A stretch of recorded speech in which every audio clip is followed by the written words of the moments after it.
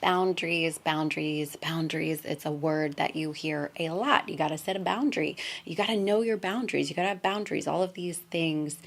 But what does it really mean? Today we are diving into what a boundary actually is, how to know if you have any, and how you can make some changes in your life to start enforcing your boundaries. Hi guys, welcome back to my channel. If you don't know me, I'm Kristin. I'm a life and relationship coach, a clinical hypnotherapist who helps women heal after toxic relationships and create that healthy and happy love within themselves first, so that then you see it in your life. So don't forget to subscribe to the channel and hit that notification bell so you can be notified when I bring you new content. So let's talk about what a boundary actually is. In the simplest way I can give it to you, a boundary is where you end and somebody else begins. Now, physically, your most prominent boundary is your skin, right? Like that is actually a physical boundary that you have. But there's not just physical boundaries, there's emotional boundaries, there's sexual boundaries, intimate boundaries, and a lot of boundaries aren't black and white, like I'm inside my body or not inside of my body. They're fluid, right? So let's break down what that means.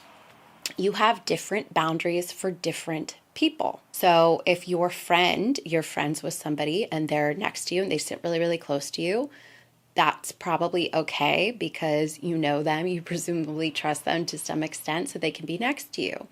Now, if a stranger on the subway happens to sit really, really close to you, do you notice that maybe you don't have that same sense of comfort? You have a feeling inside of you that's like, maybe you tense up a little bit. Maybe you shift yourself a little bit away because they have invaded your personal space, your personal boundary for somebody that you don't know.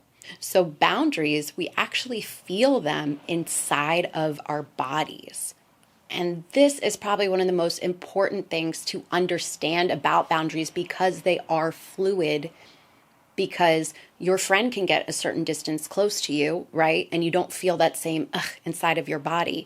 A lover can come even closer than probably your friend can, right? I mean, unless it's a friend with benefits kind of situation. But your lover can come even closer. Like they can be with you sexually, and that feels okay. That feels good probably. Yet if somebody else were to try to do that, it feels like a violation. You feel that tenseness inside of your body. And this is why being aware of what is happening inside of your body is so important, because that is going to tell you if somebody is violating your boundary or not.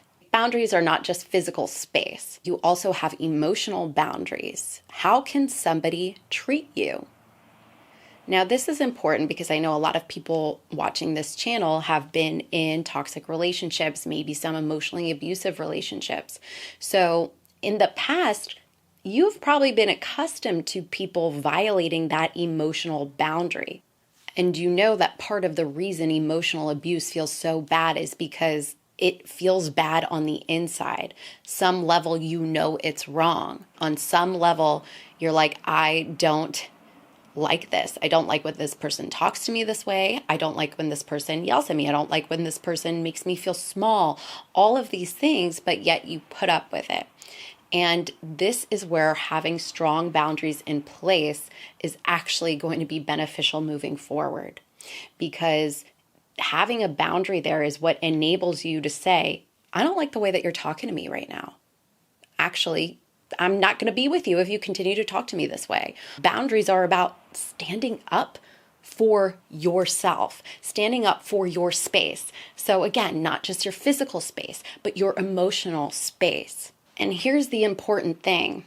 If you have been somebody who's let things slide, let things that are very uncomfortable for you go, and you just don't say anything or don't do anything about it, you actually get a bit of self-betrayal going on, right? You then learn, your brain learns to not trust the things that are going on inside of your body. So it actually becomes worse and worse and worse over time because you have not acted on that violation. Now, this is easier said than done for some people. If you had an upbringing where you had boundaries that were violated, if you were abused in any way, you probably did not learn how to set boundaries because people that were supposed to care for you and love you hurt you. So you don't learn to stand up for yourself because at that point you are literally just trying to survive. Or perhaps you come from a childhood where there was a lot of dysfunction in terms of enmeshment, right? Where enmeshment is your parent kind of just tries to make you an extension of them. A classic example could be something like a father who has a son. The father was never able to play baseball the way that he wanted to, but his son is kind of good at baseball and he like puts everything into his son playing baseball. And it's like, no matter what, you have to play baseball and you have to be this good. And it's kind of trying to live out his dreams through the son. Or you might have gotten really bad at developing boundaries if the people that raised you talked with you about emotional issues. You know, a lot of people come from divorced homes where the mom is always talking about the dad is always talking about the mom, and they're putting these adult issues on you as a child. That's a boundary violation. But you don't know that when you're a child. And again, you are just doing your best to survive. But that right there, those kinds of things can set you up to not know how to set boundaries in your life and not even feel like you are able to. And I really want you to know boundaries are a huge, huge topic. This is not something that you are going to solve from watching one YouTube video. But if I could tell you anything about forming boundaries now and you taking it away from this video, it would be this: your body belongs to you. Nobody gets to touch you without your permission. Nobody gets to be close to you without your permission. Nobody gets to do anything to you without your permission. That can start right now. If you've been somebody who's had a lot of boundary violations and that feels really big, hard, or scary, that is okay. It's going to take some work to get there. But I want you to know, just because maybe you allowed somebody to violate a boundary of yours yesterday, that doesn't have to continue. You can stop now and say, you know what? This doesn't work for me anymore. You can say, hey, it makes me really uncomfortable when you say that to me, and I don't want you talking that way to me anymore. You can say, hey, it's not appropriate for you to touch me. Keep your hands off of me. You have to be the one to stand up for yourself. You have this power. No matter what you have been through, no matter what your upbringing looked like, you still have this power. It might be something that you have to learn. You might have to get comfortable with even recognizing your body, what it's telling you, because you possibly have been betraying yourself for a really long time. So you have to get into the practice of doing that.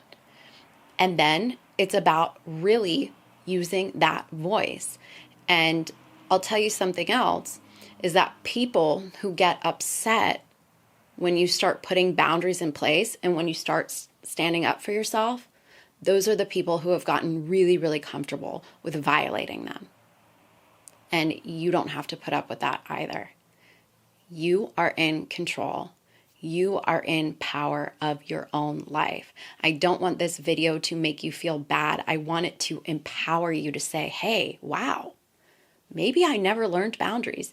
Maybe I never learned how to stand up for myself. But you can start now. If something is making you uncomfortable, say something. Don't be afraid of being mean. Don't be afraid of being sassy or sparky or bitchy or whatever other words they want to come up with women who start standing up for themselves. And if this is brand new for you, it can really start with you just becoming physically aware of different people in your atmosphere, different things and what they feel like, maybe things that you have been letting slide that you know have made you uncomfortable. Start there.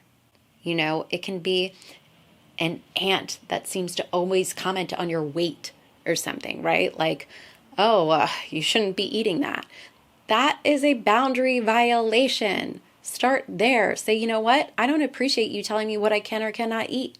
You don't have to take treatment from anybody that doesn't make you feel good. You have value. Your personal space has value. What bothers you is important. Beneath this video, you will see a download for free meditation that you can get to reconnect to your power source.